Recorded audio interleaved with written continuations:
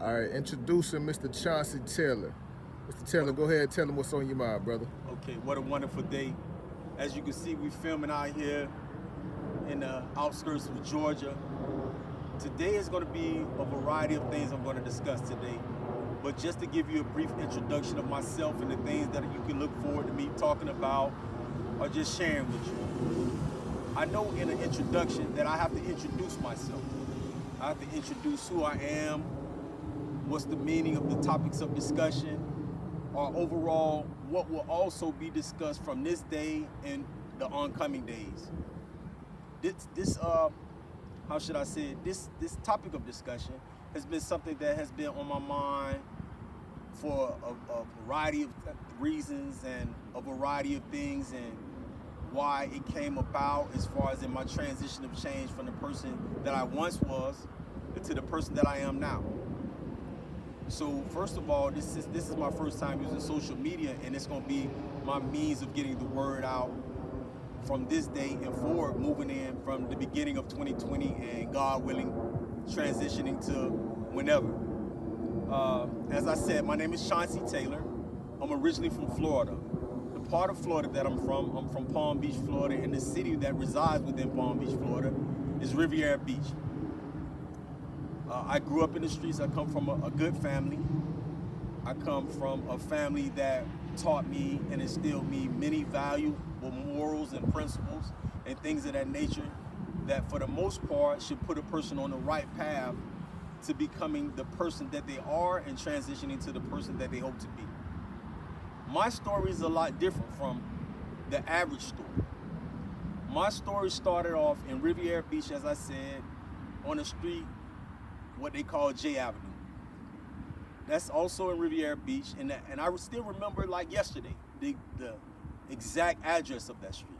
It was called 3610 Avenue J.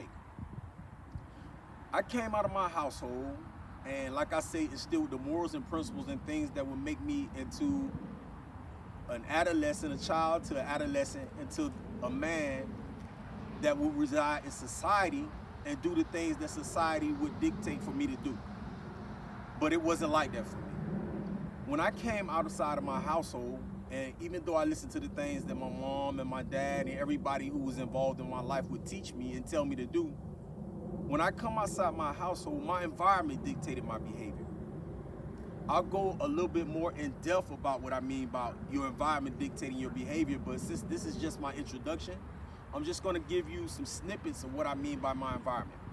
When you say your environment, you're talking about everything that surrounds you, from the people, places, and things, everything that you would see on a day-to-day basis, month-to-month basis, week-to-week basis, and so forth and so on. When I came outside of my initial environment, I didn't see predominantly people who were career-oriented and doing the things that society dictates is true. I didn't see that. Only people that I saw was doing the things that society dictated that they should do was my inner family. So therefore, when I come outside of my household, all I saw was people who was hustling, drug dealing, people was getting shot at, people was shooting, and things of that. So I became acclimated in those conditions, meaning that as your mind grows from an adolescent to a child and to that of adulthood, you are what you 9 times out of 10, what do you see? How do you know that then? Because if you put the coin on the flip side, if I come outside of my environment and all I see is people who are aspiring to be doctors, lawyers, principals, educators, things of that nature, 8 times out of 10, 9 times out of 10, that's all I'm going to aspire to be. But like I said in the initial onset of this broadcast, that's not what it was. That's not what it was for me. When I came out, all I saw was brothers who was doing what they knew at that particular time to be the best thing that they knew how to do. Okay, so what is that? That involves people selling drugs to people, people robbing people, people shooting people, where altercations that would reside in society of normal altercations would just be left at that. But when you grow up in the streets, it's not that simple. So to take you forward a little bit, to give you another aspect of what I grew to become, after transcending all of that, I ended up getting into the drug game.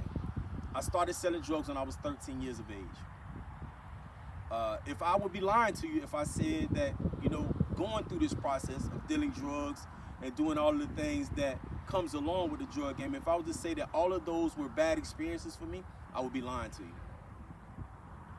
To take you through this story that I'm going to end up sharing with you a little bit today and through our other broadcasts, I'm just going to tell you that me residing and doing the things what I've learned to do, or that I had learned to do at that time as far as the drug dealing, it ended up giving me a 22-year sentence in feds. I had never been to prison, even though I grew up going to the detention centers and things of that nature. I had never been to prison. I went to the feds. I ended up blowing a trial, and they gave me 22 years, and they also gave my co-defendant 22 years. The thing that you ask yourself, a lot of times when I do a variety of speeches and different broadcasts, and this is my first social media broadcast, I'm meaning about having the other spectrums where I will share other information. For example, I've spoken at the University of Miami. I've been a part of different mentorship programs as far as in the Urban League, Boys and Girls Clubs, anything that I can do to bring awareness that us as a people face, knowing about the disparities that you would face in the courtrooms, being caught up in the legal system and things of that nature, knowing that none of that is going to be fair if you have this color skin tone. Well, I went to prison in 1996. I stayed in prison from 1996 when I went in at the age of 21, and like I said, they gave me more time in prison than I had been on the earth. I went to prison at 21, and I didn't come home to my family until the age of 41. I left out there not only my mother, my sister, things of that nature, but I also left my son and my daughter. When you first come to prison, you develop a mindset that, like, when you get time like that, the only person that is involved with you in the time that you will be faced with is you yourself. I had to learn that that's not true. Not only was I faced with that time, but everybody who I cared about and I love was faced with that time. And it was a hurtful situation. It was a situation where a lot of tears were shed and things what you would face that no person should face. Well, from this day on, and like I said initially, the things that I would share will be things that will make you try to think differently, that will let mothers try to instill different morals and principles in a male, in a young male that is, because what I had to learn to identify with is, like I said, I was raised by my mother. And that I had to learn to identify with is that a mother can't raise a man. It takes a father or a male figure to raise a man. So with me going through what I went through and all the hardships that I faced and all the adversities, I developed a mindset that said, when I come home and come back into society and I am governed by societal laws, I said that I would contribute to the best of my knowledge. I would contribute to the best of my abilities. I would give my heart to an audience that would normally not be given a heart. I would teach the things that would normally not be taught to a person. So here I sit today, and like I say, this being my first time on social media, and like I said in the initial broadcast, it will be a thing where I will discuss not only the things about myself and how I developed a certain mindset that would keep me in society and that would keep me free, but I would talk about a variety of topics, discussions, perspectives of my own through life and learned experiences, and the other things that I have been able to identify with that have kept me on a positive role, me being a person that is looked up to, respected, and things of that nature. So today, like I said, this is my beginning. This is a new beginning for me, but for those who know me, they know that this is not a new beginning in its totality. So I want you to look forward to that, because I have a lot of things to share. And a lot of things that I may share, some people will not be able to identify with. Some people may not agree with what I say. But you can believe that everything that I say, every snippet of information that I will give to you will be the truth as I know it, and the truth that I have lived and I have learned and I have made it through. Because a lot of the experiences that I have been faced with, a lot of people shall not make it out. A lot of people may die. A lot of people may end up with health issues, things of that nature. But my spirituality, what I call my God, he has brought me through my experiences. So he instilled in me, if he has governed me and made me able to make it through my experiences, why should I not give the information and the knowledge and the compassion that he has placed upon my heart to give? So as I said, look forward to what I'm going to give, because it's going to be something that's going to be very big and it's going to be monumental. I'm going to share about a variety of topics.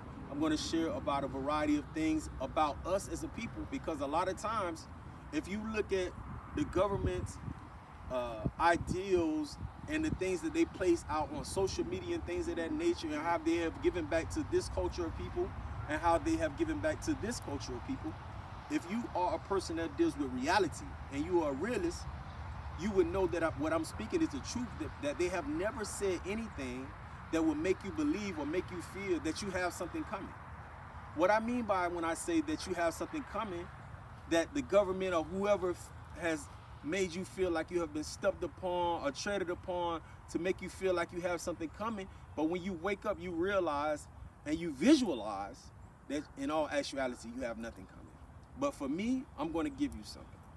I'm going to give you something, and I won't expect anything in return. I just want you to listen, have an open eye and an open ear, and any information that I give you, share it with those who you love. Learn to love yourself, honestly, so therefore you can love your people. Like I said, I appreciate you listening to me. I appreciate you giving me your time. And like I said, to all those who know me, I love you, and I'll talk to you soon.